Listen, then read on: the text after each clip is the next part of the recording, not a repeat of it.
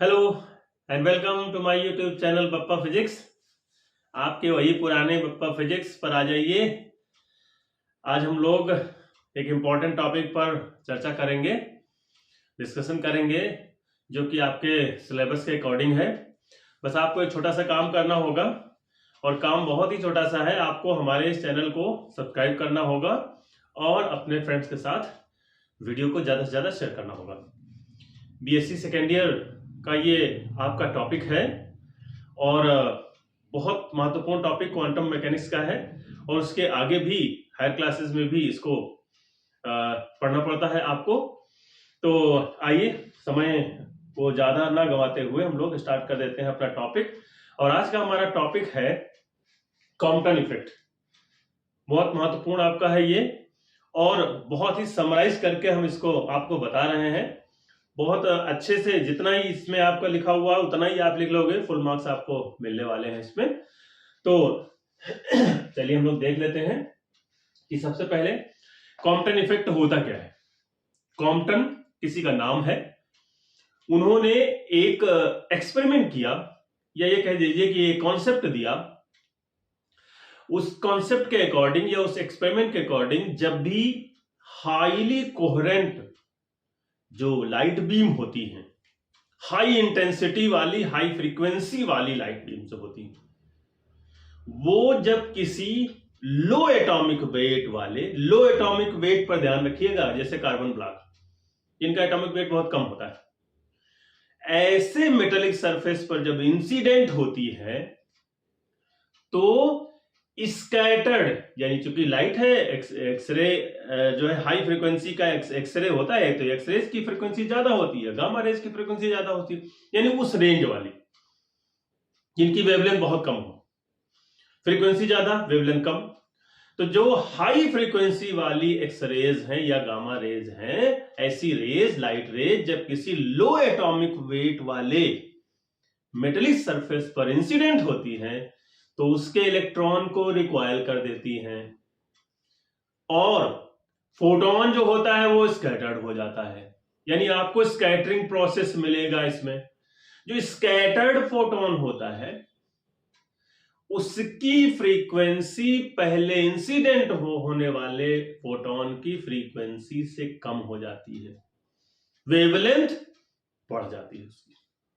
यानी एक प्रकार की आपकी आ जाती है, इसमें शिफ्टिंग आ जाती है, वेवलेंथ शिफ्ट हो जाती है towards the higher wavelength, increase हो जाती है वेवलेंथ। वेवलेंथ कम होती है, वेवलेंथ टकराने के बाद जो है वो इंक्रीज हो जाती है।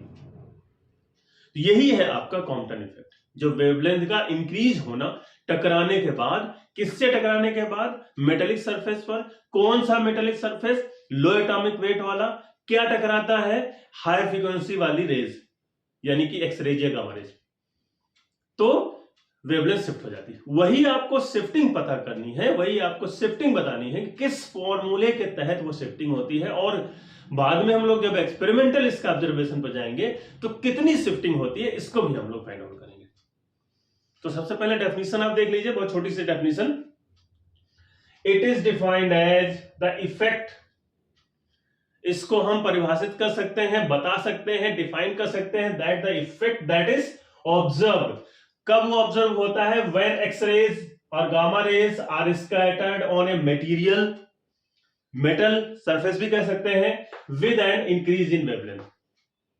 तब हम इसको ऑब्जर्व कर सकते हैं जब ये जो गामा रेज है या एक्स रेज है जब किसी मेटेलिक सरफेस पर या मटेरियल पर इंसिडेंट होती है और वेवलेंथ इंक्रीज हो जाती है, तो हम कॉम्पटन इफेक्ट को ऑब्जर्व कर सकते हैं। यानी यही है आपका कॉम्पटन इफेक्ट। अब आपको क्या करना है? कॉम्पटन शिफ्ट फॉर्मूले को डेराइव करना। उसके डेरिवेशन के लिए आपको एक छोटा सा फिगर हमने यहां पर ड्रॉ कर रखा है, उसको जरा सा ध्यान से देख लीजिएगा। क्यों? एक हमने ले लिया यहां पर कार्बन ब्लॉक, आपको दिख रहा होगा ये कार्बन ब्लॉक का एक पीस है, टुकड़ा है, सी ब्लॉक लिखा हुआ, कार्बन ब्लॉक। ग्रेफाइट का टुकड़ा भी आप ले सकते हैं। तो यहां पर हमने एक कार्बन ब्लॉक लिया और इसके ऊपर हमने एक्स रेज को इंसिडेंट करा दिया। ऐसा एक्सरे हमने लिया है जिसकी एनर्जी है h nu और मोमेंटम एच न्यू अपॉन सी। ये एनर्जी एच न्यू और मोमेंटम एच न्यू अपॉन सी वाला एक फोटोन इंसिडेंट होता है। किस पर इंसिडेंट होता है? कार्बन ब्लॉक हमने एक लिया हुआ है, यानी मेटेलिक सरफेस पर हम उसको इंसिडेंट, यानी किसी मटेरियल पर हम उसको लो एटॉमिक वेट वाले पर इंसिडेंट करा रहे हैं।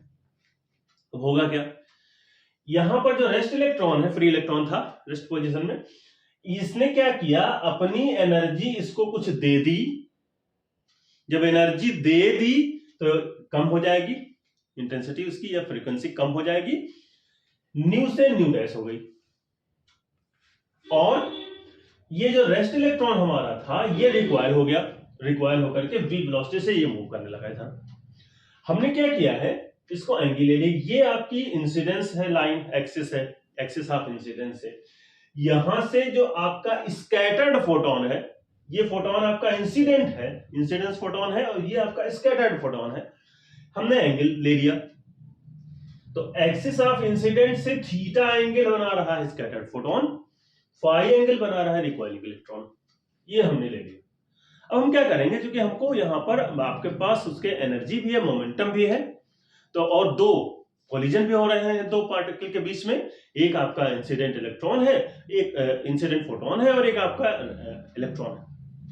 तो हम यहां पर law of conservation of energy, law of conservation of momentum लगा सकते हैं, क्योंकि कोलिजन दो पार्टिकल के बीच में अगर हो रहा है तो हम यहां पर कंजर्वेशन और मोमेंटम के मोमेंटम और एनर्जी के कंजर्वेशन लॉज हम अप्लाई कर सकते हैं। तो उसके लिए करना है हमको छोटा सा काम कि हमने इसको कंपोनेंट्स में सॉल्व कर लिया, क्योंकि हमको तो ये देखना है।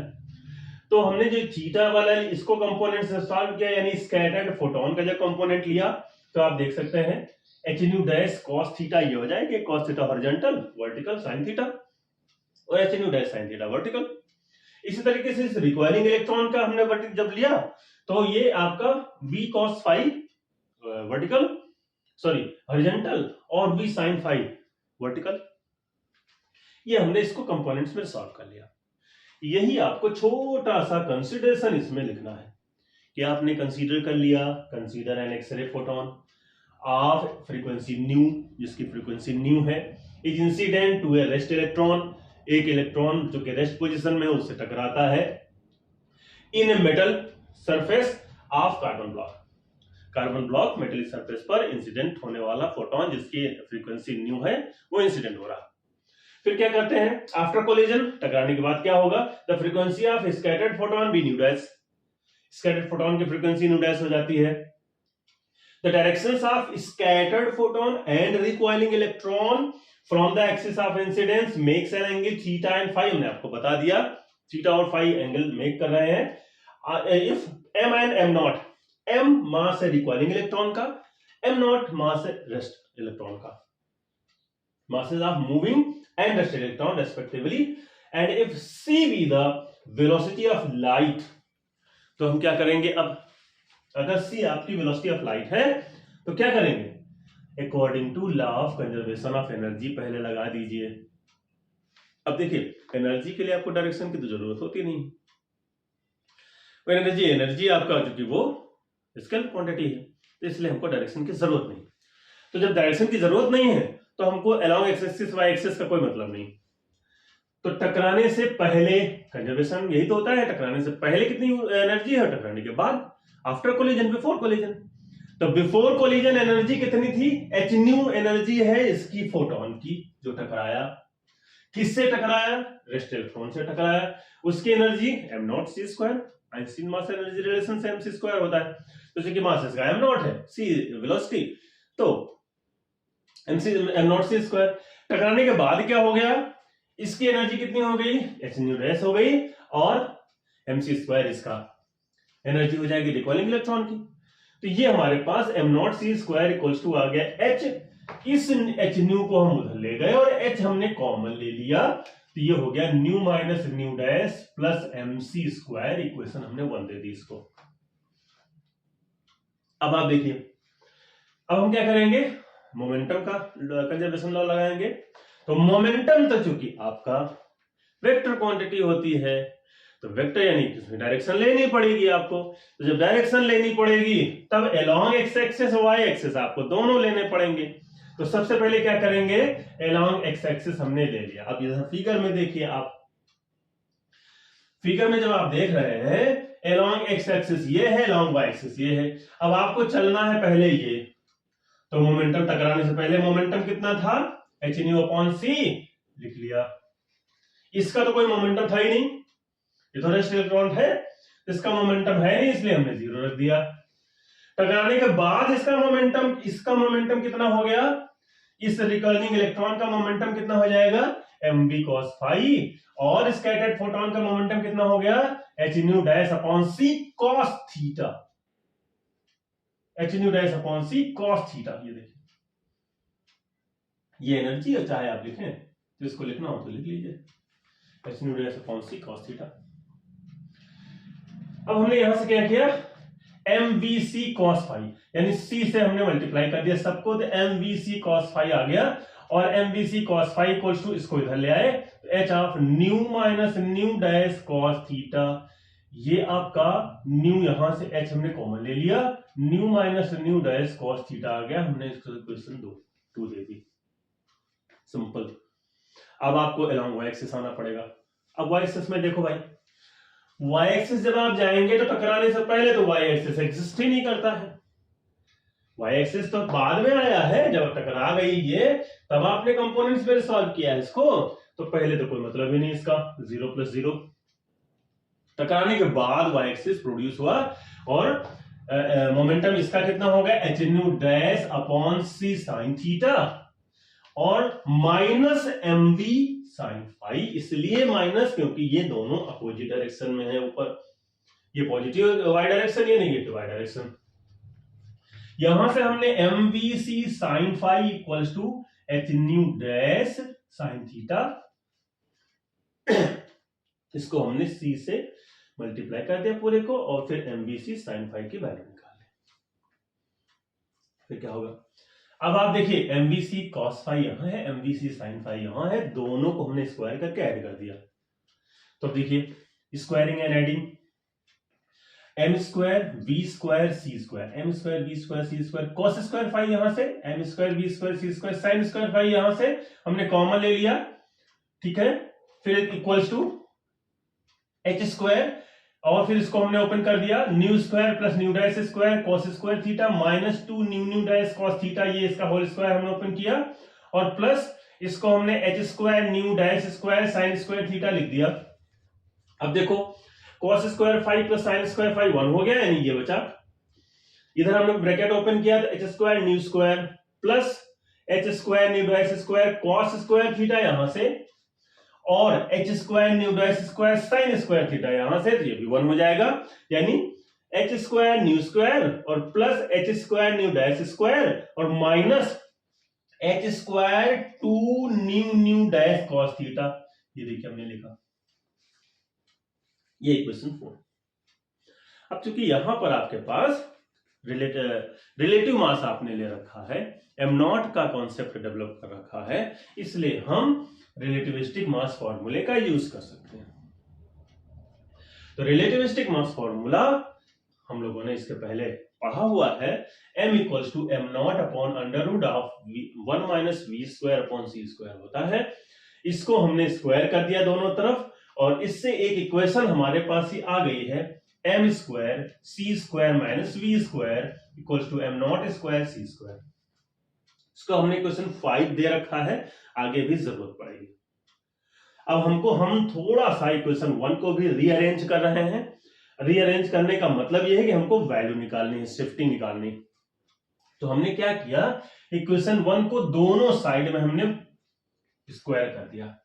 तो अब देखिए भाई, इक्वेशन 1 का स्क्वायर करिए तो m नॉट स्क्वायर c की power 4, h square nu minus यानी ये a प्लस b का होल स्क्वायर आपको ओपन करना होगा, तो h square nu minus nu dash का square plus m square c की पावर 4 यानी b square plus 2ab।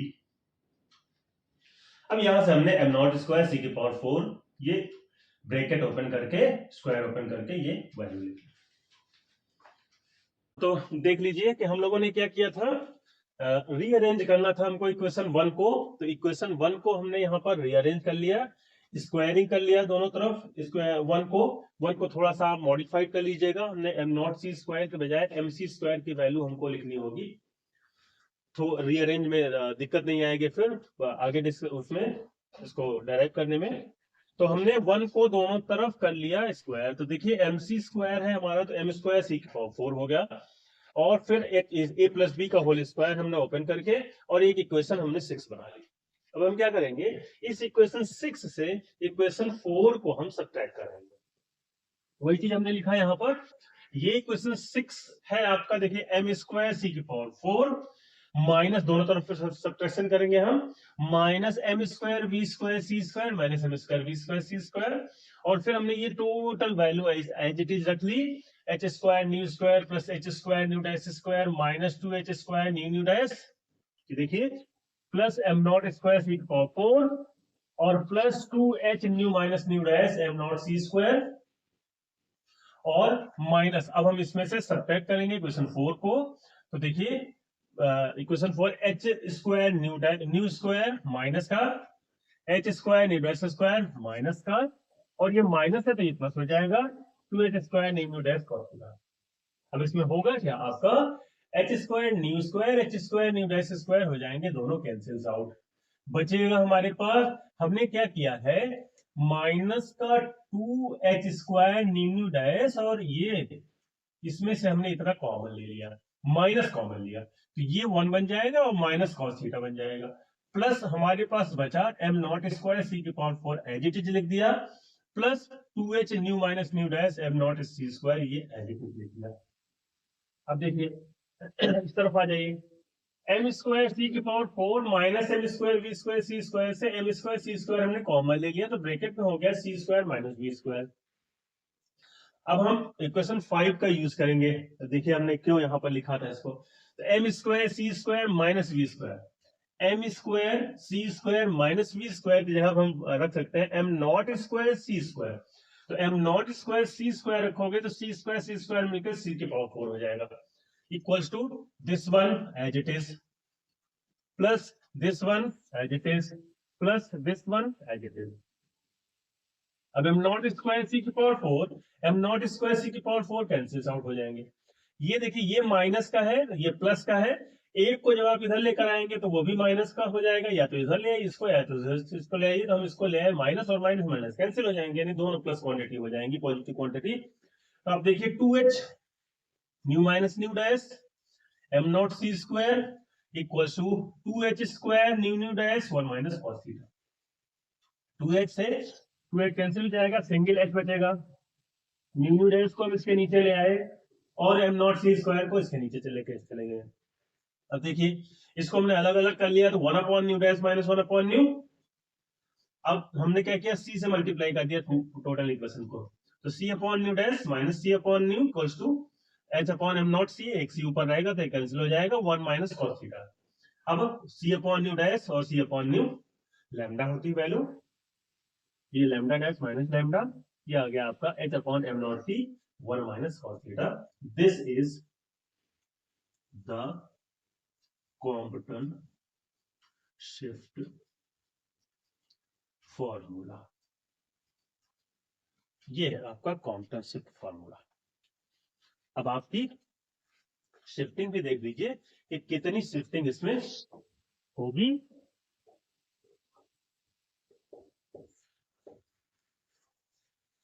Special cases में, स्पेशल केसेस। तो सबसे पहला आपका स्पेशल केस होगा case first, when theta equals to 0, अगर थीटा इक्वल्स टू 0 डिग्री है तो कॉस थीटा की वैल्यू आपकी 1 हो जाएगी, और अगर 1 हो जाएगी तो आपका डेल्टा लैम्डा या लैम्डा डैश माइनस लैम्डा की वैल्यू हमारी कितनी हो जाएगी,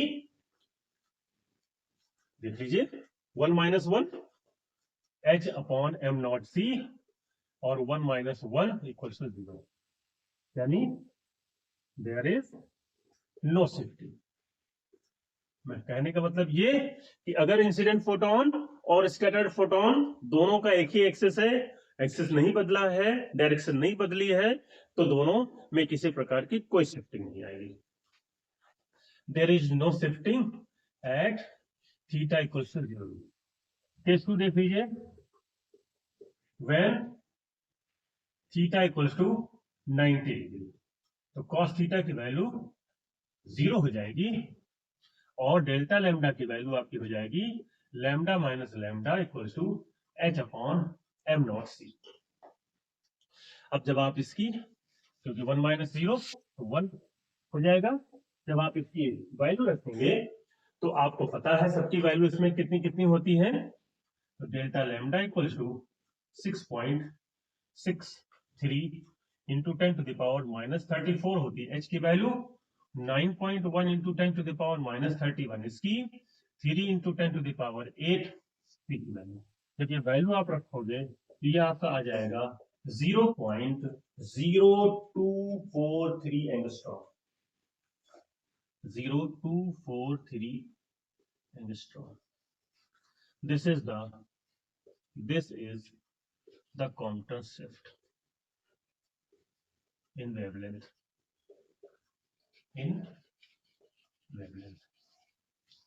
ये आपकी Compton shift आ गए 0.0243 एंगस्ट्रॉम.